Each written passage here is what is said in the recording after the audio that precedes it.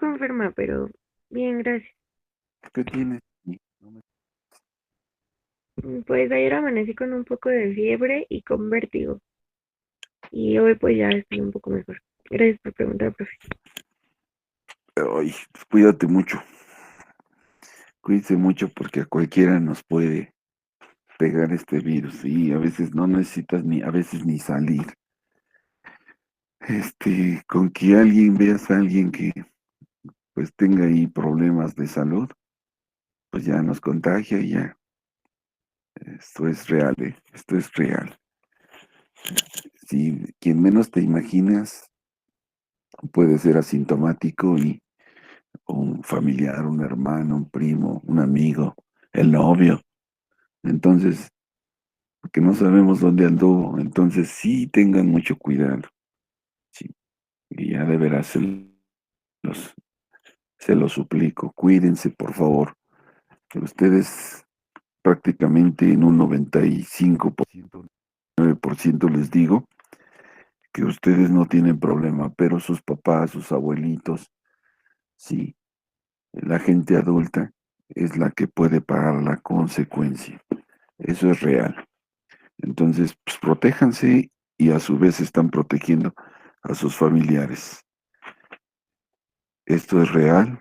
Hasta que no lo hemos vivido, no lo hemos visto. Tenemos amigos maestros que pues, están muy mal, ¿sí? Entonces, se los digo porque pues, nosotros algunas veces estamos en contacto con ellos y nos damos cuenta o nos informan que ya se enfermó fulano de tal, que tal está intubado, que tal ya murió, y han muerto varios maestros de la escuela. Entonces, pues hay que cuidarse, pero pues a veces no sabes ni de qué te cuidas, ¿no? Eso es lo complicado. Pero me da gusto. Atiéndete, sí. Ve al médico o que te atiendan ahí, pues para que no pase esto. ¿Sale? Sí. Bueno, buenos días a todos. Ya tenemos también a Miriam, ya tenemos a Luisa, Kevin, Carlos, Leonardo, ya está Carla ahí. Buenos días, Alexis, a todos. A todos me da gusto saludarlos y saber. Vamos a continuar con nuestro tema, ¿sí? ¿Qué fue lo último que vimos por ahí? Si alguien me quiere decir, Carlita, ¿nos quieres decir en qué nos quedamos?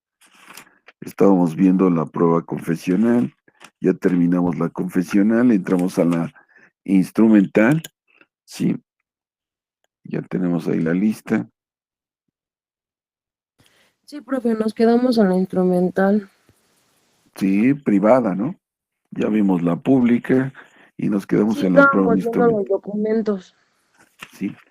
¿Nos puedes Nos quedamos, decir, lo último que vimos fue la observación que hizo el compañero sobre los cheques, que cuando son desprendidos por algún servidor público, son documentos públicos y si no son privados.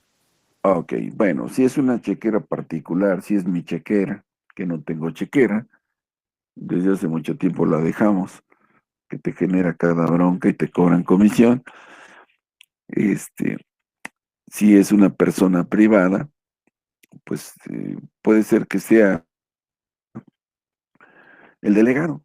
El delegado tenga su chequera privada, pues va a ser un documento privado.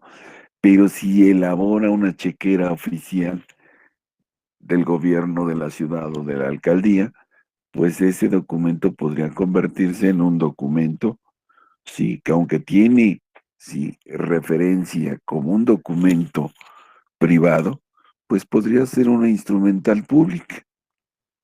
De ahí tenemos la instrumental pública porque fue otorgado, es un cheque de la institución o de la alcaldía. ¿Sí queda claro esto? Ok. Sí entendemos que son instrumental pública e instrumental privada. ¿Alguna duda?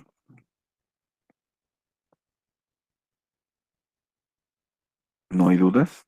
¿Sí me Yo tengo una escuchan? duda, profe. Por Es que favor. se me cortó mi llamada. ¿Cree que me lo podría repetir, profesor? ¿Qué se le cortó? A ver, dígame, ¿qué fue el último que hablamos antes de que se le cortara? Sí, lo que dijo es que no escuché lo que dijo, de hecho, porque como que sonó como si fuera un robot, y ahorita que dijo sí quedó claro, lo de instrumental público, instrumental privado. ¿Estuvo el día de ayer con nosotros, Alberto? Sí, profesor.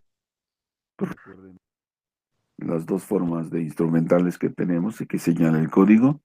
Ok, ok, ok. No, no, no, está bien, profe, está bien. No, pero señálemelos. Le estoy A ver, preguntando. sí, sí, sí. Este, Estamos hablando que entonces lo instrumental, privado es lo que no viene siendo del gobierno y lo público es lo que es del gobierno. Ok, bueno, así lo entiende.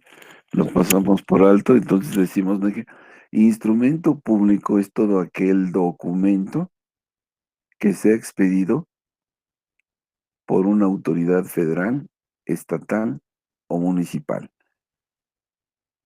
pero en el ejercicio de su función.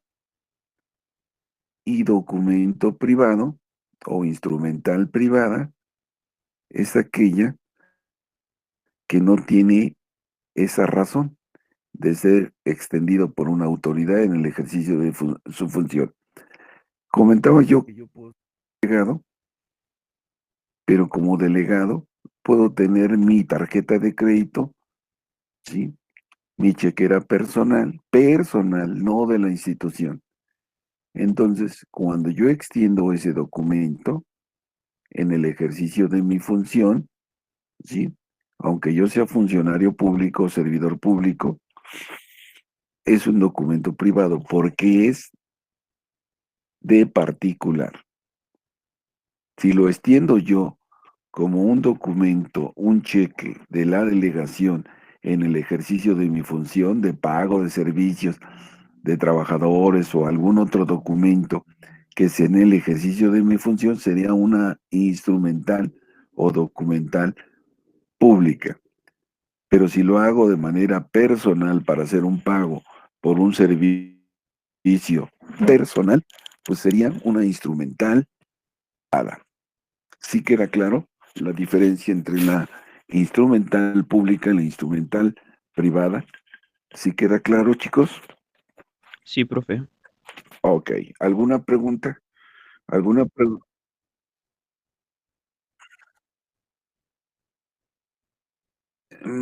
Sí, fíjate que yo digo que sí. ¿Por qué? Porque la dependencia es una institución del gobierno, ¿sí? Entonces, con ese tú vas a acreditar que estás recibiendo un honorario, ¿sí? Porque te lo está dando, por ejemplo, a nosotros nos pagan, hay dos formas de pago en la universidad. Uno por cheque, ¿sí? Con su talón de pago que tú firmas y lo entregas ahí en pagaduría. O dos por depósito de tarjeta. Sí, depósito en la tarjeta. Tú decides cuál es el que quieres. ¿Quieres el cheque? ¿Quieres el depósito? Cuando tú recibes tu cheque, en ese momento estás recibiendo, ¿sí? Un cheque que tiene el carácter de un documento privado, pero el talón de pago sería ahí la documental. Con esa vas a acreditar tu relación laboral con la universidad. Pero yo vuelvo a repetir y considero que sí es importante conocer la instrumental pública y la instrumental privada. Por eso nos dice este artículo que nosotros ya leímos, ¿sí? En el artículo estamos viendo la instrumental 327, que son documentos públicos, y nos dice y nos narra las fracciones, todas las actuaciones, certificaciones, todos los documentos que sean auténticos de libros, actas, estatutos, registros, en archivos públicos o de dependencias de gobierno federal, de los estados, es la fracción tercera, y de los ayuntamientos o de la Ciudad de México, antes decía Distrito Federal. Todos los documentos que se expidan y que tengan ese carácter, ¿sí? Van a ser instrumentos públicos. Y serán instrumentos privados o documental privada, todos aquellos que estén fuera de ello. Por eso les comenté del delegado. Yo como delegado pues, ejerzo una función de alcalde y digo, si yo tengo un compromiso de pago, un servicio por una reparación de mi auto, en ese momento te doy un cheque. Si ese cheque es personal, será privado. Pero si ese cheque lo pagas para reparar un vehículo oficial y lo sacas de las arcas del gobierno y es una chequera que lo delegado, que no firma el delegado, puede firmar ahí el tesorero, porque el delegado es como un alcalde, ¿sí? Y lo firma, tiene ese carácter, desde mi punto de vista, como documento público, porque lo está extendiendo, ¿sí? A alguna dependencia, ¿sí? Ya no es el alcalde como tal, es, ¿sí? El ayuntamiento, la alcaldía, la delegación, como ustedes quieran verlo, quien está extendiendo ese documento. Entonces ahí está la diferencia. Sin en cambio, yo quiero hacerle una carta de amor a mi novia, ¿sí? O extiendo una factura, o extiendo una nota de remisión por mi pago de un servicio, eso será un documento privado, porque está fuera de todo lo que nos dice este artículo que ya establecimos, el 337, que son considerados como documentos privados. Si leemos, por favor, Carla, vamos a leer el artículo, sí, 335, por favor.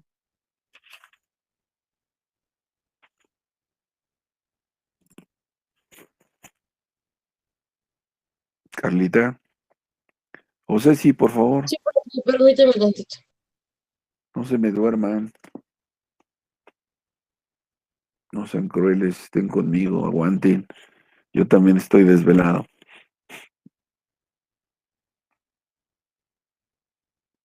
José, sí,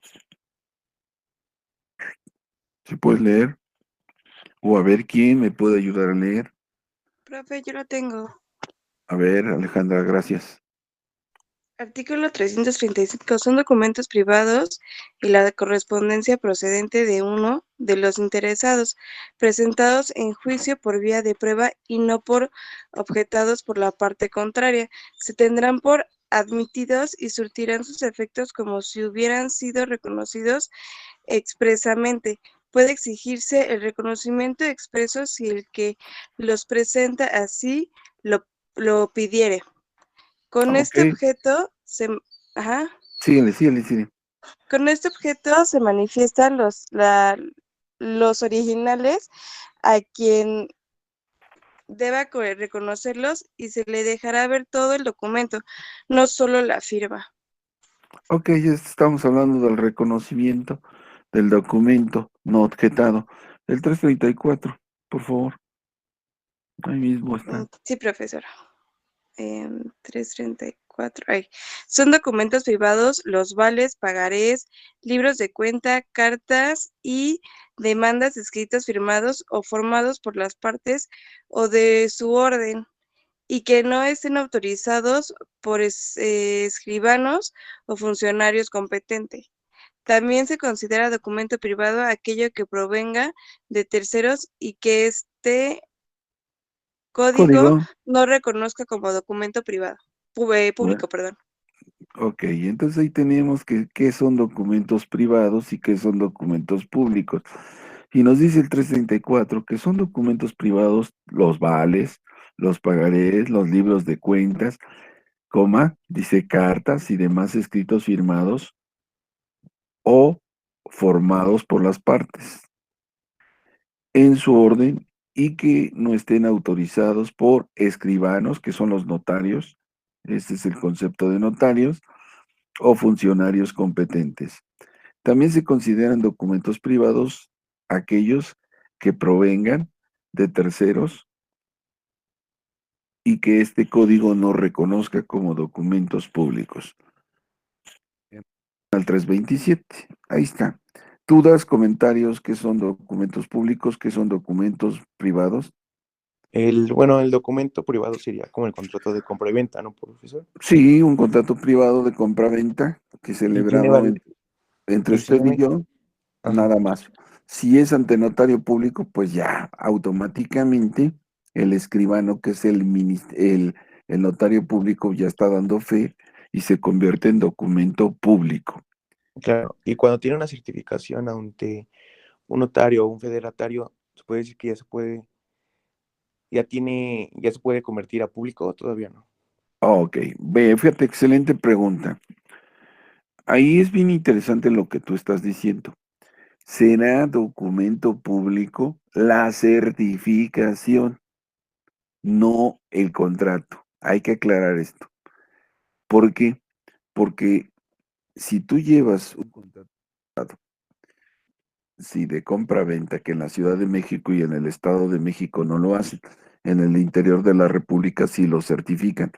Si tú llevas tu contrato privado ante el notario público, te va a decir, sí, te lo certifico, pero la certificación va a decir que tuvo a la vista el contrato, no que el contrato es un documento público. ¿Queda claro? Que tuvo a la vista el contrato, ¿sí? En fecha tal, hora tal, y que certifica haberlo tenido a la vista. Esa certificación es pública, pero el documento no es público. ¿Sí queda claro? Porque el notario debe de poner ahí, yo tuve siendo de tales horas, el notario fulano de tal, de la ciudad fulana de tal, tuve a la vista el contrato privado. Y no le ponen contrato, ellos son bien escrupulosos y bien cuidadosos. Dicen, tuve a la vista el documento que obra en una foja, en 2 fojas, ¿sí? De haberlo tenido a la vista. Pero no dice, no le da la validez de que sea un documento público ese contrato. Nada más dice, en fecha fulano de tal, sí, yo notario fulano de tal, sí, de la notaría tal, titular de la notaría, tuve a la vista el documento, sí, consistente, el presente documento consistente en un contrato, sí, únicamente le ponen así, privado, de fecha fulano de tal, lo que certifico para los efectos legales a que haya lugar. Pero no está diciendo documento público, refiere contrato privado. Entonces, si las certificaciones la hace el notario, pues se convierte esa certificación en un documento, es un documento público, porque lo dio un notario. Pero el contrato no es un contrato público. Los notarios se niegan a dártelos, no pueden darlo. Razones, porque no les está permitido certificar contratos privados. Sí, y yo creo que más bien es política notarial ahí. Pero en fin, ¿alguna pregunta? ¿No hay dudas? ¿Puedo continuar? Sí. ¿No están conmigo? ¿Ya se durmieron o qué onda? Sí, profe, estamos. Sí, profe, puede No hay continuar. dudas, profesor. Actívense porque están muy lentos y nos falta mucho. Rápidamente, prueba pericial. Ceci o Carla, por favor, lean ahí la prueba pericial 346, porque vamos lentos y se nos acaba el semestre y no hemos concluido, vamos en pruebas. 346, por favor. 346 dice, la prueba pericial solo será admisible cuando se requieran documentos especiales de la ciencia, arte, técnica, oficio o industria de que se trate, mas no en lo relativo a conocimientos generales que la ley supone como necesarios en los jueces. Por lo que se desecharán de oficio aquellas periciales que se ofrezcan por las partes para este tipo de conocimientos o que se encuentren acreditadas en los autos con otras pruebas o tan solo se refieran a simples operaciones aritméticas o similares. Los peritos deben tener título en la ciencia, arte, técnica, oficio o industria a la que pertenezcan, la cuestión, a la que pertenezca la cuestión sobre la que han de oírse su parecer, si la ciencia, arte, técnica o industria requiere título para su ejercicio.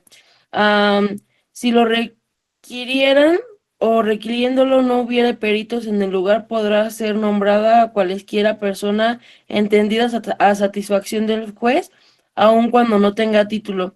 El título de habilitación de corredor público acredita para todos los efectos la calidad del perito evaluador. Am, Dice, tratándose de asuntos en materia familiar en los que se requiera el desahogo de una pericial, no le surtirán las reglas del presente capítulo, con excepción de lo dispuesto en el artículo 353 de este código, debiendo el juez señalar perito único de las... ¿qué? Debiendo el juez señalar perito único de las listas de auxiliares de la Administración de Justicia o del Instituto o de institución pública o privada. Ok, comento rápidamente para que capten esto. Mande. Yo tengo para complementar también, bueno, es que yo había puesto en la tarea el artículo 1014, el 1015 y el 1016 y el 1017. 1014. ¿Por qué Ajá, estableciste? bueno, es que encontré que dice que hay, bueno, los tipos de, bueno, cuando se ofrece la prueba pericial en la demanda o en la reconvención y que debe de presentar todo eso del, ¿cómo se llama? El perito y en caso de que alguno de los peritos sean partes o no escriban sus dictámenes dentro del plazo señalado del juez y ya que repercuye los derechos de y hay consecuencias y cómo deben de asistir los peritos a las audiencias respectivas y pues sí habla sobre todo esto de los peritos. Ok, muy bien, Ariel. Muy bien. Pero te estás refiriendo al juicio oral y tiene diferente característica. No está mal, aclaro. Pero ahorita estamos viendo juicio ordinario civil. Mande, Carla. Lo mismo que dice mi compañero, pero él se está refiriendo al juicio oral, también viene en la misma pericial en los artículos siguientes. En los artículos 3, 47, 48, 49, encontramos exactamente lo mismo, pero en el juicio ordinario al que estamos estudiando. Acuérdense dos cosas. Buzos, tengan cuidado. El juicio ordinario civil es el juicio, ¿sí? Prácticamente rey. Todo lo que venga en los juicios especiales, como serían controversia de arrendamiento, divorcio, bueno, el divorcio sí porque está basado en el ordinario civil, pero controversia del orden familiar, controversia del arrendamiento, ejecutivo mercantil, ordinario mercantil, todo lo que no venga, ¿sí? En los juicios especiales, ¿sí? Nos basamos en el ordinario civil. ¿Sí queda claro? Entonces, ahorita lo que nos está diciendo Ariel, y tiene razón, y también tiene razón Carla, ¿sí? Nos está hablando de cómo se tramita el juicio oral. Entonces, si el juicio oral no establece algunos procedimientos, ¿sí? O un protocolo de cómo se lleva a cabo, ¿sí? La prueba pericial, nos vamos al ordinario. Entonces recuerden, cuando el juicio es especial, ¿sí? O tiene su capítulo especial, el divorcio tiene un capítulo especial, una forma, el arrendamiento tiene una forma, la controversia tiene una forma, tiene incluso sus plazos para contestar, sus plazos para ofrecer pruebas. Entonces, cuando no nos lo refiere el juicio especial que estamos tratando, nos vamos al código de procedimientos en el capítulo del juicio ordinario y ahí nos va a aclarar esto. ¿Sí queda claro? Entonces, lo que tú estás diciendo, Ariel, es correcto, pero esto se aplica en el juicio oral civil. Si en el juicio oral civil no viene algo, pues nos vamos al ordinario civil, que es el que se aplica en toda la República y nos sirve como base para todo. ¿Sí queda claro? Sí, profe, gracias. No, está bien y gracias a ti, gracias Carlas también. Ok, vamos a platicar rápidamente de la prueba pericial. Buzos, cuando el juez, ¿sí?, requiere de conocimientos especiales, ahí está, en la ciencia, en la técnica, en el oficio, industria, ¿de qué se trata el juicio? Sí. Estos conocimientos especiales, recuerden que el juez no es todólogo, él tiene conocimientos de derecho, pero no tiene conocimientos en ingeniería, en laboratorio, sí, en fisioterapia, en psicología, en pedagogía. Entonces, para ello, los jueces se basan en los conocimientos especiales que son los peritos. Los peritos y las pruebas las ofrecen en esos conocimientos especiales. Entonces, para ello están los peritos. Entonces, ahí tenemos ya cuando se requieren conocimientos especiales. Ahora, los peritos deben de tener título en la ciencia, en el arte, en la técnica, el oficio, la industria, ¿sí?, que se haga llegar. Es decir, si es un perito en psicología, pues debe de ser, ahí cuando menos, licenciado en psicología. Si es uno en pedagogía, pues cuando menos debe de ser, sí, licenciado en pedagogía. Si es en arquitectura, pues arquitecto. Si es en ingeniería, esto. Si es en cuestiones médicas, pues debe de ser médico, especialista en determinada materia. Si no hay en el lugar de juicio titulados, podrá emplearse peritos con práctica. Ahora, en el tribunal hay una lista oficial de peritos. Sí. Esta lista oficial sirve para que el juez nombre a un perito. Sí, eso es lo más interesante en este caso. Sí. La prueba pericial se va a utilizar cuando se requieren conocimientos especiales en ciencia, en la técnica, en el arte, en un oficio o industria. Y lo único que vamos a hacer es nosotros señalar la prueba pericial en nuestro momento de ofrecimiento de pruebas.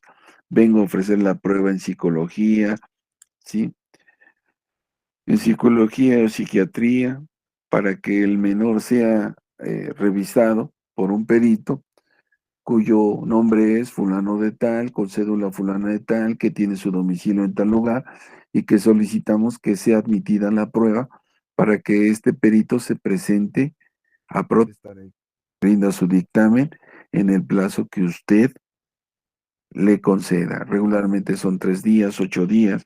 Ahí ya determina el juez en qué plazo va a ser su estudio, su análisis de su dictamen que ofrezca. ¿Dudas, preguntas, comentarios? ¿Tenemos alguna pregunta? No, profesor. No, profe. No, profe. Ahora, esta No, prueba pericial se va a ofrecer en el momento de ofrecer la prueba. Sí. Vamos a pensar que yo ofrecí una pericial y la parte contraria no ofreció pericial.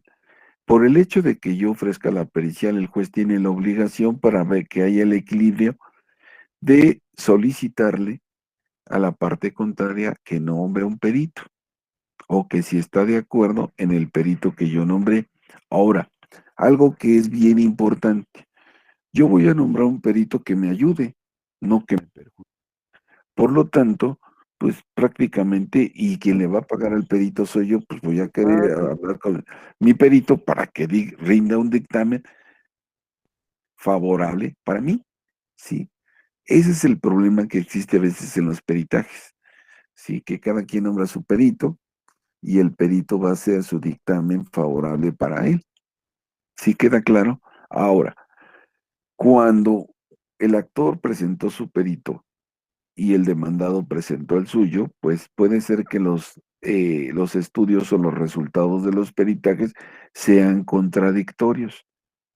En ese momento, cuando el juez ve que uno dice una cosa y que el otro la niega, pues nombra el peritaje tercero en discordia, que significa que el juez tiene la facultad de nombrar un tercero para que defina cuál de los dos peritajes es el más acertado, el verídico, y es el que va a tomar en consideración el juez al dictar su resolución.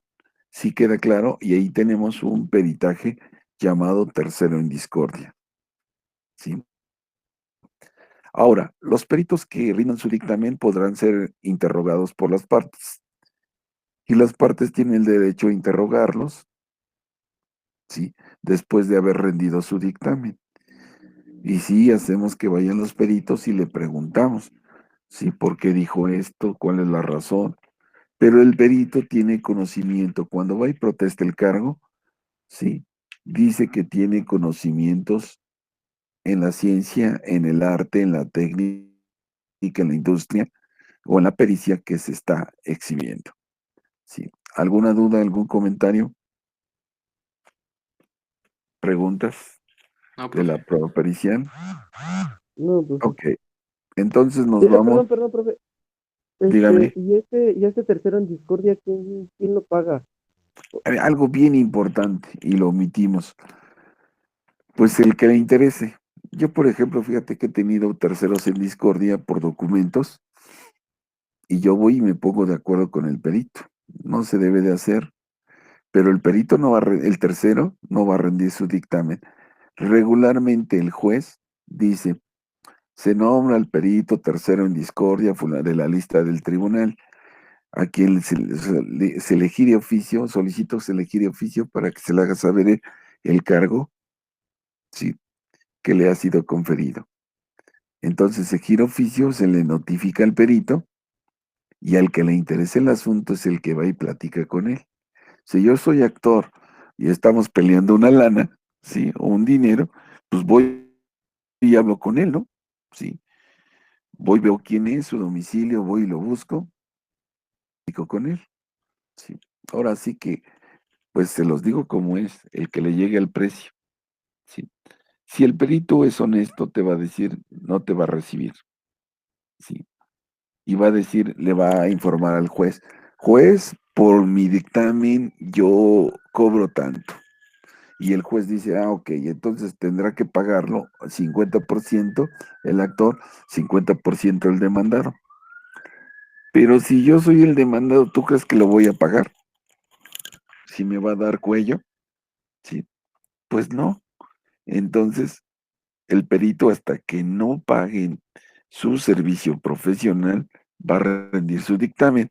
Pero si yo soy el actor y me interesa a mí, me interesa que rinda el dictamen para acabar con mi juicio lo antes posible, pues voy y hablo con él y le digo, oye, necesito que que hagas el cuánto me cobras por sacar el dictamen y él me va a decir si puede o no puede, si yo tengo la razón o no tengo la razón. Sí, y me va a decir, yo te doy el favor a ti, te cobro tanto. Esa es la realidad, que no debería de ser así, pero esa es la verdad de esto que estamos comentando. ¿Dudas, comentarios? No, ninguno. ¿Sí queda No, claro? no, profe. Ok. Bueno, de la prueba pericial, sí, entonces, pues desgraciadamente esto es así, pero ahí es esto. ¿Dudas, comentarios de la prueba pericial, las características especiales y particulares de esta prueba? ¿Alguna pregunta? Nos vamos a la inspección. La prueba de la inspección tiene como objetivo que el juez o la autoridad del secretario de acuerdos hagan un reconocimiento, ¿sí?, de lo que están solicitando las partes.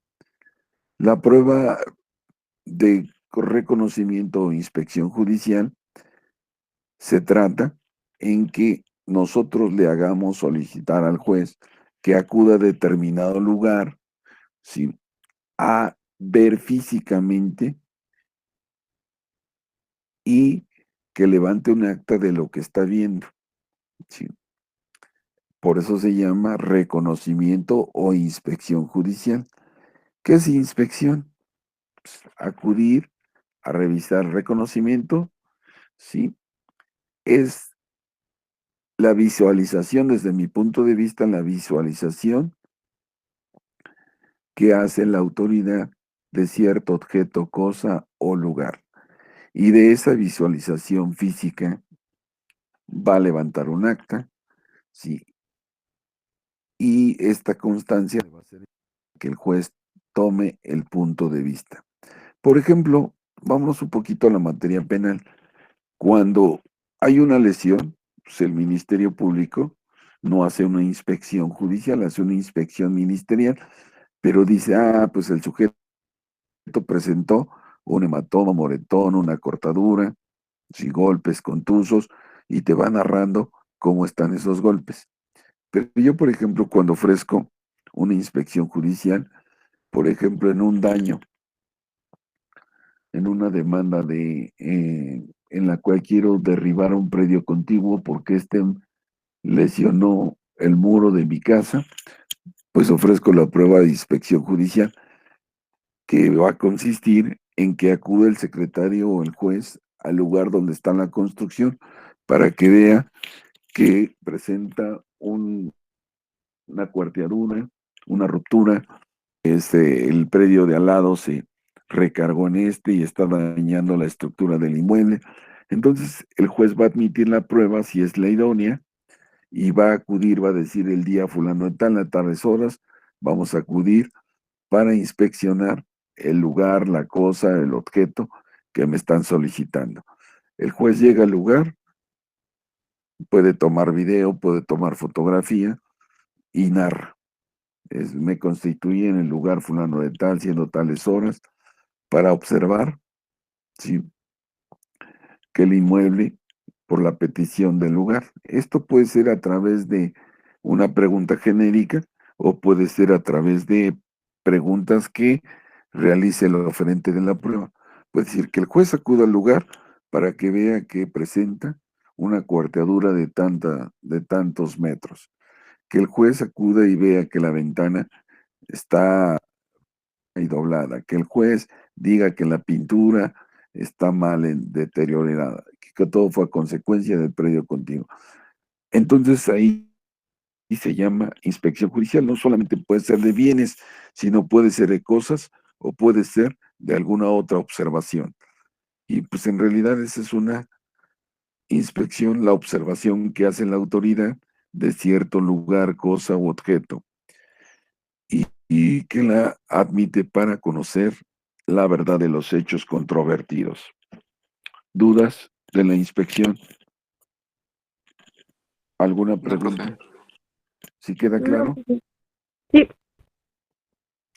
También la ley dice que cuando sea necesario que se levanten planos, ¿sí?, fotografías o video, podrán hacerlo. El juez, para sustentar su sentencia, pues podrá decir que se constituyó y que existe evidencias de haber acudido y haber inspeccionado el lugar. Permite a veces el video solicitado, pero se tiene que solicitar. El juez no puede autorizar sin que le hayan solicitado algo. Regularmente, si vamos a hacer una visita de inspección, le pedimos al juez que también se permita tomar video, fotografías de dicha inspección. Y el juez, pues lo motiva y lo fundamenta ahí, ¿sí?, y lo admite. ¿Dudas, preguntas? Entonces ya tenemos confesional, ya tenemos instrumental, ya tenemos inspección, ¿sí?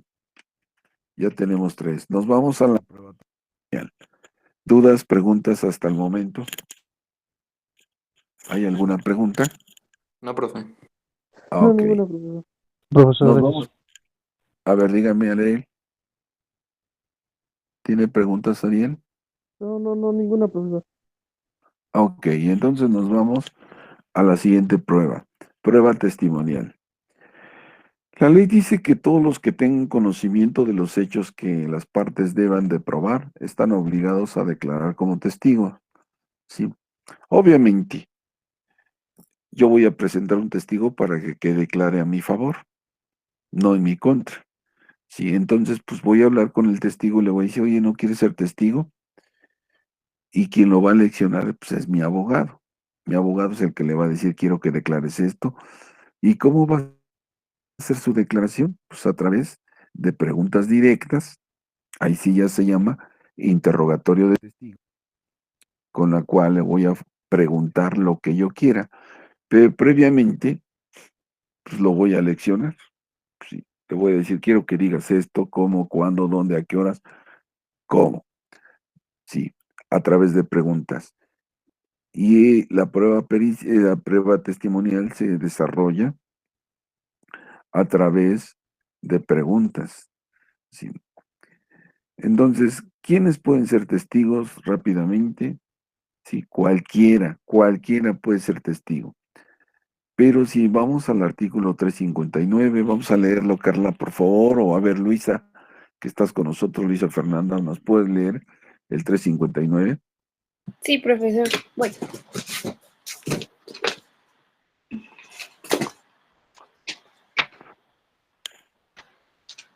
mm, ay, ay, sí. El presidente, artículo 359.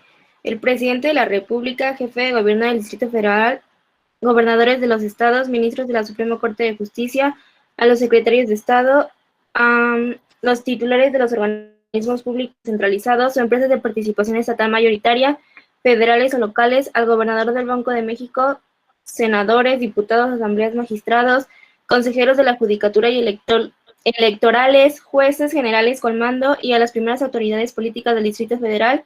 Se pedirá su declaración por oficio y en esta forma le rendirán. En casos urgentes podrán rendir declaraciones personalmente. Ok, entonces vean ustedes, chicos, como todos estamos obligados a rendir testimonio, ¿sí? Excepto el presidente de la República y todos aquellos que refiere el artículo 359, jefe de gobierno, gobernadores de los estados, titulares de los organismos, secretarios de estado, jueces de distrito, presidentes del Consejo de la Judicatura, todos ellos pueden rendir su testimonio, pero lo harán a través de oficio. Esto no les impide que puedan ir ellos personalmente y rendirlo, pero todos los que tengan la obligación y el conocimiento de un hecho pueden hacerlo, incluso menores de edad, acompañados obviamente por sus tutores o por sus padres. Ahora, ¿cómo se lleva a cabo la prueba testimonial? El 360, por favor, Luisa, nuevamente. Sí, profe. Artículo 360. Para el examen, para el examen de los testigos se podrá presentar interrogatorios escritos en cuyo caso se agregarán a los autos. De no exhibirse los interrogatorios, las preguntas serán formuladas verbal y directamente por las partes. Tendrán relación directa con los puntos controvertidos y no serán contrarias al derecho o a la moral. Deberán estar concebidas en términos claros y precisos, procurando que en una sola no se comprenda más de un hecho. El juez debe cuidar que se cumplan estas condiciones, impidiendo preguntas que le contrarien. Contra la desestimación de preguntas, será admisible recurso de apelación en el efecto devolutivo de tramitación conjunta con la que se formule en contra de la sentencia definitiva que se dicte. Ok, esto quiere decir que para el examen de testigos podrán presentarse un interrogatorio, que también son preguntas, ¿sí? Que diga el testigo si es cierto como lo es, ¿sí? Que usted se percató que el señor golpeaba a la señora, por ejemplo, que el señor adeuda tal cantidad, que el señor no realizó determinada conducta. Ahí está la pregunta, ¿sí? Pueden ser escritas, pueden ser verbales el día de la audiencia. Yo sugiero que siempre sean por escrito, ¿sí? Si no hay preguntas, no se formularán. Entonces, el escrito de preguntas se debe de acompañar a la prueba, al ofrecimiento de pruebas. Que diga el testigo esto, que diga el testigo el otro, que diga el testigo aquello, para que él proceda a contestar. Ahora, está su escrito de preguntas. El secretario de acuerdos es el que va a leer la pregunta y se la va a formular. Sí, las que hayan hecho. Después del término de preguntas, las partes podrán preguntar nuevamente, tendrán el derecho de poder preguntar nuevamente por una sola ocasión. ¿Sí? Ahora, el testigo que vaya, pues tiene que estar plenamente identificado. Tiene que decir, yo soy Juan Pérez, ofrecido tal. Sí, lo van a protestar. Ahí sí lo van a protestar, le van a decir que si protesta conducirse con verdad y que todos los que declaran falsamente, sí, podrán ser acusados de falso testimonio, serán examinados separadamente. Si son varios testigos, pues los separarán para que uno declare y después posterior el otro, sin que estos se comuniquen. ¿Sí? Los testigos al contestar las preguntas lo harán detalladamente, ¿sí? Y podrán hacer las explicaciones respectivas cuando las respuestas no sean claras, ¿sí? Y de todo esta prueba, desahogo de pruebas, se va a levantar el acta, ¿sí? El juez las circunstancias de inicio y de término de esta prueba, ¿sí? Ok, si un testigo no se presenta, pues se perderá el derecho. Si fue ofrecido por las partes están obligadas a presentar sus propios peritos. Si no pueden presentarlos ellos voluntariamente, pues solicitarán que se les cite al perito. Pero ahí es delicado porque si yo voy a citar a Juan Pérez y Juan Pérez no quiere ir, pues puede llegar y decir que usted se percató de esto, pues va a decir, no, yo no me percaté de nada, yo no tengo conocimiento de nada.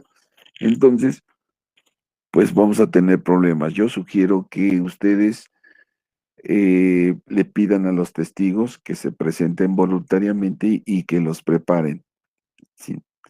Entonces, cuando hay preguntas también capciosas, inverosímiles, ¿sí? El dicho de los testigos se puede tachar. La tacha de testigos se lleva a cabo cuando ustedes consideran que el testigo declaró de manera errónea, que no es verídico lo que ha declarado, pero pues ustedes tendrán que presentar las pruebas para tachar al testigo. Quiere decir que es tachar al testigo, pues solicitarle al juez que lo dicho por el testigo es falso, es absurdo o no real.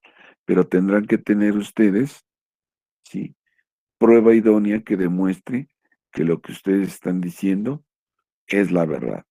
¿Dudas, preguntas de la prueba testimonial? ¿No hay preguntas? No, profe. Ok, nos vamos rápidamente a Profe, las... Mande. ¿cómo se preparan los testigos? O sea, ¿les hacemos preguntas tipo lo que van a decir y decir qué contestar o cómo? Claro, sí, ya lo dijiste. Mira, yo sugiero siempre esto. Si yo voy a presentarte a ti como testigo, ¿sí?, en un juicio de divorcio, por ejemplo, sí, que acuérdate que ya no hay muchas controversias, pero vamos a pensar que te voy a ofrecer a ti como testigo de que yo le doy dinero a mi esposa y ella dice que nunca le he dado nada. Entonces yo digo, yo presento a la señorita Cecilia Lovera Lugo, ¿sí?, quien tiene como domicilio en la calle de Violeta 47, Colonia Fulana de Tal, en la Ciudad de México, al tenor de preguntas directas que formularé o a través de el interrogatorio que se acompaña. Pregunta número 1, ¿sí? Que diga Cecilia Celic Lovera Lugo si se ha percatado de que he proporcionado dinero en favor de la señora Sara fulana de tal. Entonces tú vas a decir, ¿sí? Tú vas a decir lo que quiero que digas. Entonces para ello, pues yo te voy a llamar antes y te voy a decir, a ver, te voy a preguntar todo esto. Quiero que digas que sí, cómo, cuándo, dónde y lo expliques detalladamente. O a veces te digo, nada más daslo genéricamente. Sí, yo me he percatado toda vez que he ido de visita a la casa. Acuérdense que los testigos pues tienen que ser idóneos, ¿Qué quiero decir con ello? Si tú no conoces a mi esposa y nunca has ido a la casa, a tu casa, ¿sí? Pues no puedes ser un testigo, ni te van a creer. ¿Quiénes son testigos en un juicio de divorcio? Pues los familiares, los que tienen acercamiento a las partes. Yo no puedo ofrecer, por ejemplo, estoy llevando un juicio en la Ciudad de México, pues a lo mejor un testigo que viva en Tijuana, que vive en Hidalgo, pues no te lo va a creer el juez. Entonces, pues tengo que presentar a alguien, ¿sí? Que sea creíble, que el juez estime o considere que es verdad lo que está diciendo. Entonces, eso se llama idoneidad de testigo. No voy a presentar a cualquiera, ¿sí? Tengo que preparar a mi testigo y si yo voy a presentarte a ti, pues te diré qué quiero que digas. Te voy a dar mi cuestionario para que te lo aprendas de memoria y también te aprendas de memoria las respuestas. Sí, obviamente si te voy a presentar a ti, voy a prepararte y te voy a decir qué quiero que digas y cómo lo digas. Y te voy a preparar. Yo sugiero que lo hagan, sí, 3 veces, 4 veces, hasta que el testigo esté como navajita. Que no vaya y que diga en una ocasión, ya penal, yo preparé un testigo, recuerdo, en materia penal, y le dije que tenía que decir, al grado de que lo presionó tanto en la parte contraria, que en este caso el Ministerio Público, y llegó un momento que el testigo perdió la presión, el estrés que tienen los testigos es muy fuerte. No están acostumbrados. Ahora sí hay testigos falsos. También tengo amigos o conocidos o abogados que se sirven para declarar como testigo. Ellos se presentan como cualquier testigo y declaran muy bien, pero te cobran. Entonces, ellos van a decir lo que tú quieres que digas y lo dicen muy bien. Viene la pregunta, ¿qué sí es cierto? O bueno, no es como si es cierto. Que diga el testigo si sabe esto. Y contesta el testigo, sí, yo me percaté de esto. Que diga el testigo cuándo fue esto. Ah, fue el día fulano de tal. Que diga el testigo en qué lugar fue. Ah, pues fue en el domicilio ubicado en tal. Testigo, ¿a qué hora sucedió esto? A las 9 de la mañana. Entonces el testigo está narrando todo, ¿sí? Y luego viene otra pregunta que diga el testigo, ¿por qué sabe y le consta todo lo que ha declarado? Y el testigo dice, ah, pues porque soy familiar, porque yo voy a la casa, porque me lo ha platicado. Entonces son testigos verídicos. Los estás preparando tú. Estos testigos a veces te cobran dinero, pero te van a hacer en varios juicios, por ejemplo, en el juicio de prescripción o usucapión, sí, te sirven muchísimo porque es una prueba vital. Que digan que tú vives ahí desde hace más de 5 años de manera pública, pacífica y continua. Entonces, hay testigos que sí te cobran. Si hay lo que tú le quieras meter a tu juicio para ganarlo o no ganarlo, pues ya es de cada quien. Pero en eso se trata la prueba testimonial. Sí, puedes hacerlo a través de preguntas, puedes hacerlo escritas, preguntas escritas o a través de preguntas directas. Recuerda que los únicos que pueden contestar la prueba testimonial son el presidente, gobernadores, jueces, delegados, jefe de gobierno, todas las autoridades podrán hacerlo, ¿sí? Por oficio. Les manda las preguntas y ellos te los contestan y se las manda el juez. Sí queda claro la prueba testimonial, entonces si vas a presentar un testigo, pues preséntalo para que declare a tu favor, si no, ¿para qué lo presentes? Te va a perjudicar. ¿Dudas, comentarios? Ninguna, profe, gracias. Ok, bueno, pues ahí tenemos entonces, ya tenemos confesional, testimonial, pericial, ¿sí? Instrumental o documental, ¿sí? Ya nomás nos falta la prueba, ¿sí? Las fotografías y la presunción. ¿Alguna duda, alguna pregunta? ¿No tenemos No, ninguna, preguntas? profesor. ¿Todo claro? Por eso les pedí que ustedes leyeran y hicieran su trabajo ahí, que presentaran su trabajo, un resumen de todas las pruebas, para que únicamente yo les pueda dar algún ejemplo. Si no tienen dudas, ya es hora. Nos vemos el día de mañana. ¿Sí? Cuídense, Oiga, profe, protéjanse. Sale, Mande. profesor, cuídese que esté bien. Dígame, Profe, Edgar. desde un principio tuve tuve problemas con la conexión y me conecté 8:11. Entonces no sé si alcancé a pasar lista. Yo tiene falta. Ah, ok. Sí. Tuvo que haberla puesto ahí su asistencia. Y ya queda grabado todo esto.